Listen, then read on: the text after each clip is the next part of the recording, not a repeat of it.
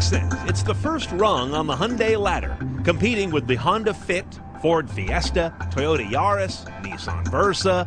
Not an easy room. So is this where Hyundai's recent ascendancy is going to flatten out?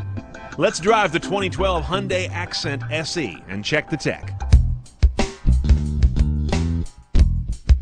Used to be you drove a car like an Accent because you were either coming off a pricey degree program, a personal bankruptcy, or a nasty divorce. But this kind of car has moved from the must-drive to the must-drive category. But along the road to becoming a nice car, the Accent also picked up a nasty habit. 3,400 of them, in fact, added to the MSRP. It has to earn that. Okay, now a Hyundai Accent has the accent on the word simple, which isn't in the name, but it should be, because there's not a lot in this car, not a lot you can get. Here is the head unit. We're in an SE, so we have a fairly good array of sources. First of all, that little screen, which obviously is monochrome, is also non-touch. Your controller interface is this knob here. You rotate and push to select. It's just that simple. Now, the stuff you control with that is pretty simple. You've got your optical slot up here, your CD, AM and FM radio, no HD radio on this guy. Satellite radio is XM, although nowadays that's Sirius XM, but Hyundai still calls it XM. Under CD aux, you've got a couple of choices. You've got the CD drive I just showed you, and the aux jack is this one down here, which is the classic Hyundai Kia, where you've got an aux, a USB, and combined together with their cable, it also becomes an iPod jack. Now, with my iPod Touch plugged in, let's see how the interface works. It's a little spare, a little compact. Nice quick response, by the way. As I go through tracks, I don't lose it. It stays right with me. These are the little things you live with every day in a basic car that'll drive you nuts if they don't work, and they basically work here. The audio system sounds like crap. It doesn't sound good. You're going to want to go and do a little bit of upgrading on this vehicle when you buy it. Get some better speakers. Go to Crutchfield or somewhere and find some better add-on amps or processors to bring this up. Keep the head unit, it's fine, but do something better on the output side would be my advice, and that won't cost you much. We do not have Bluetooth A2DP stereo streaming here, not in the Accent. This is the bottom car. They got to save something for the better rides. We do have power bass, though, which just kind of sounds badly thunderous, not elegant. I left it off. Speaking of interface, we do have steering wheel controls. I believe that's an SE trim thing. So you've got your volume and media controls for mode, seek, track up and down, your cruise control here on the right, your voice command, that is for the phone system only, not for driving media or navigation, since there isn't any, and then your hands-free buttons are over here. As I mentioned, no navigation, and I mean no navigation. You can't option it.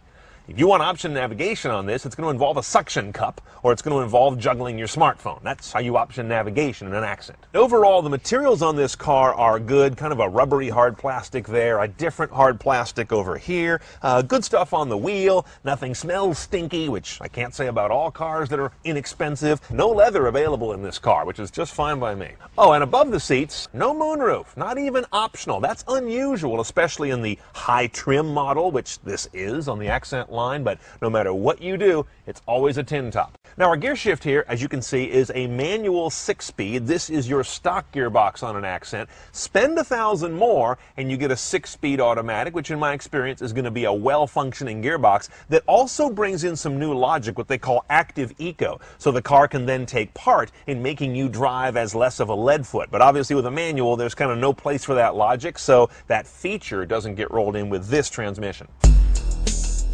This new Accent for 2012 is dramatically better looking than the little dough ball it replaces. And more than one person walked up to me and said, "Oh, so that's the new Ford Fusion." No, it's a Hyundai. For what it's worth, Ford got there first, if you're wondering who inspired whom. All right, now the engine in this guy is nothing too remarkable, but kind of high-powered for its class. Inline 4, 1.6-liter front-wheel drive, sitting side saddle. You've seen it 1,000 times before. 138 horsepower, 123 foot-pounds of torque. That's kind of on the burly side for this class of cars. 0 to 60 is about in the low 9s, 9.2 seconds according to most tests, right around there, while delivering 30/40 mpg. Now, note that the next car up, the Hyundai Elantra, which is substantially nicer than this one, also gets 30/40. So you're not buying this car to get the better MPG in the line, you're buying it to get the lower MSRP. Oh, it is direct injection, which is kind of impressive for a low-cost car with a low-displacement engine. Now, the Accent is a simple car in its underpinnings, its power plant, It's everything. All this car has to do is be civilized, and it's a win in this price class. And it's more than that. It's actually quite smooth. There's no nasty engine vibration, which is more than I can say for some other cars in its class, where you feel the engine gnashing its teeth when you step on it to merge or pass. The handling's wallowy. Most importantly, this car does the everyday stuff right. It's as responsive as it can be for the limited amount of power it has. It's smooth and non-fatiguing, and it doesn't feel like it's going to be coming apart. Okay, let's price this 2012 Hyundai Accent. Now the Accent's on cheap. $16,500 for this guy, delivered, and this is the top trim, the SE. You still got the GS below this, and the GLS below that.